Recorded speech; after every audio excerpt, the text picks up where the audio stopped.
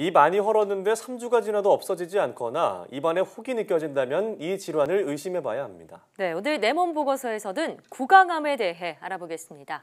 한림대학교 동탄성심병원 이비인후과 박일석 교수와 함께하겠습니다. 어서 오세요. 네, 반갑습니다. 네, 반갑습니다. 네, 반갑습니다. 자, 구강암은 흔하지는 않지만 치료를 받고 난 뒤에는 발음이 어렵고 말을 하기가 어렵다 이렇게 알려져 있고요. 또 얼굴 형태가 변할 수도 있다고 하는데 구강암 정확히 어떤 질환인가요? 구강은 입술, 혀, 잇몸, 구강저, 혀부점막, 경국의 후구체 삼각으로 구성되어 있고 구강암은 여기에 생기는 암을 말합니다. 예. 일반적으로 구강암은 예후가 좋지 않은 질환인데요. 구강암이나 이의 치료 후에 발생하는 구강의 기능적 장애 때문에 이비인후과 질환 중 치료가 힘든 질환 중 하나입니다. 구강암은 전체 두경부암의 18.3% 정도를 차지하고 있고 남자에게 2배 정도 더 많이 발생합니다. 예. 구강암 환자의 55%가 조기에 발견되며 나이 든 환자보다 35세 이하의 환자의 예후가 좋은 것으로 알려져 있고요. 연평균 약 530건 정도로 전체 암 발생의 0.2%를 차지하고 있고 연령대별로는 60대가 27.2%로 가장 많습니다. 예. 구강암은 나이에 비례하여 발생률이 증가하며 대부분 50에서 60대에 진단이 됩니다. 전체 5년 생존율은 약 56%로 낮은 편에 속합니다. 네. 생존율은 낮은 편이군요. 그러네요. 자, 그럼 이 구강암에 걸리는 원인은 무엇이라고 할 수 있을까요? 구강암은 흡연과 음주가 가장 흔한 원인으로 알려져 있습니다. 흡연자의 경우 비흡연자보다 남성에게는 1.9배, 여성에게는 3배 정도 높게 발생하고 있고요. 음주력이 있는 경우는 1.7배 높게 발생한다고 알려져 있습니다. 또한 음주와 흡연을 같이 하는 사람에게는 그렇지 않은 사람보다 15배 정도 높게 발생하는 것으로 되어 있고요. 이 원인 외에도 태양광 노출이나 씹는 담배, 또 불량한 구강위생, 나이 드신 분들 의치나 또 치아로 인해서 만성적으로 기계적 자극이 있는 경우, 매독이나 또 평평퇴선 같은 병들이 있는 경우에 원인이 될 수 있습니다. 예. 최근 들어서는 일부의 구강암에서 인간 유두종 바이러스라는 바이러스 감염으로 인해서 구강암이 발생한다는 보고도 되어 있습니다. 네, 그러니까 술이나 담배가 이 구강암을 유발하는 확실한 인자라고 볼 수가 있겠네요. 네, 확실한 인자로 되어 있습니다. 예. 자, 그럼 이 구강암의 대표적인 증상은 무엇인가요? 구강암은 다른 부위의 암과는 달리 대부분 맨눈으로 판별이 가능한데요.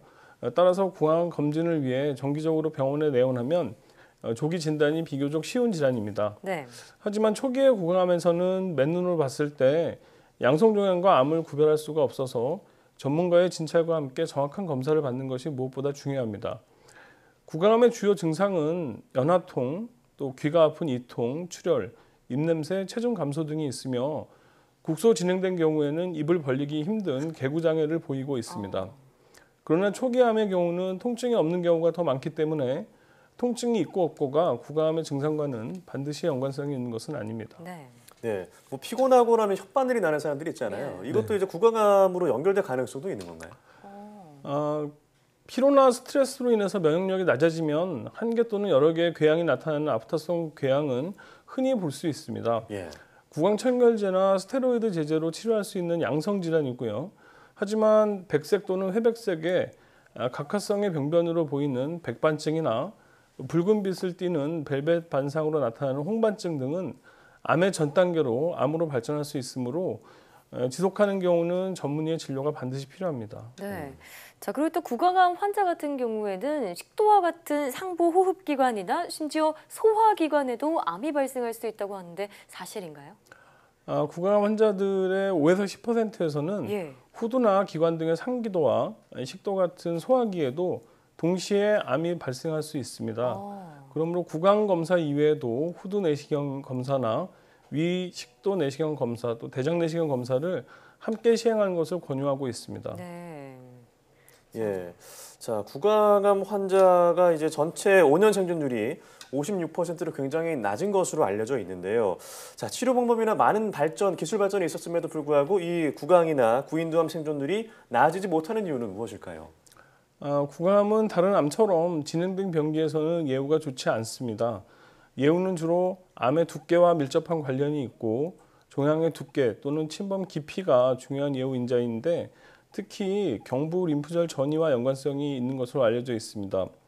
또 다른 예후 인자로는 신경주의 침범이나 혈관 침범이 있는 경우 국소 재발이나 원격 전이를 잘 하는 것으로 보고되고 있습니다. 예. 자, 전이의 위험성이 큰 만큼 조기에 발견하는 게 무엇보다 중요할 것 같고요. 자, 이어서 구강암의 치료법은 어떻게 되나요? 구강암 환자는 대부분 내과 질환을 동반하고 있습니다. 지나친 음주, 흡연으로 인해서 간이나 폐 쪽에 병을 가지고 계신 분이 많고요. 또한 통증 때문에 식이 섭취를 충분히 할 수가 없어서 영양 결핍이나 체중 감소로 발전할 수가 있겠습니다. 예. 대부분 구강암은 수술, 방사선 혹은 이 둘을 합해서 하는 치료를 일반적으로 시행하고 있습니다. 예.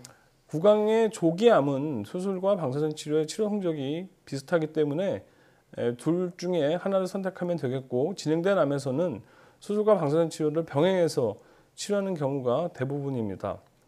수술 전에 방사선 치료를 시행하는 경우에는 종양의 경계가 불확실해지고 외과적 절제에 어려움이 있고요. 수술 후 합병증이 증가하는 경향이 있어서 수술 후에 추가적으로 방사선 치료를 하는 것을 더 선호하고 있습니다. 네. 치료 시작 전에 수술을 담당한 두경부외과, 방사선 치료를 담당하는 방사선 종양학과, 항암 치료를 담당하는 종양내과, 재건을 담당하는 성형외과나 이비인후과 의사가 다학제 진료를 통해서 환자의 상태를 정확히 파악하고 치료 계획을 함께 수립하는 것이 무엇보다 중요합니다. 구강암의 부위나 크기, 깊이를 고려하고 제거되는 부위의 재건 방법을 상의하고 방사선 치료나 항암 치료의 필요성과 부작용을 상의해야 합니다. 네. 특히 수술 후에 기능의 이상을 초래하기 때문에 이를 고려해서 최종적으로 치료 방법을 결정하게 됩니다. 네, 전문의와 깊이 있게 상담하는 게 중요할 것 같습니다. 자, 그럼 구강암을 예방하는 방법은 어떤 게 있을까요? 앞서 말씀드린 것처럼 흡연력이나 음주력이 있는 경우 구강암 발생률이 높아지기 때문에 예. 무엇보다 금연과 금주가 가장 중요합니다. 또한 잘 맞지 않는 의치나 보천물 등으로 인해서 만성적인 기회적 자극이나 나쁜 구강 위생, 또 열에 의한 손상이나 화학적 자극으로 인해서 구강암이 발생할 수 있으므로 이들을 피해야 합니다. 네.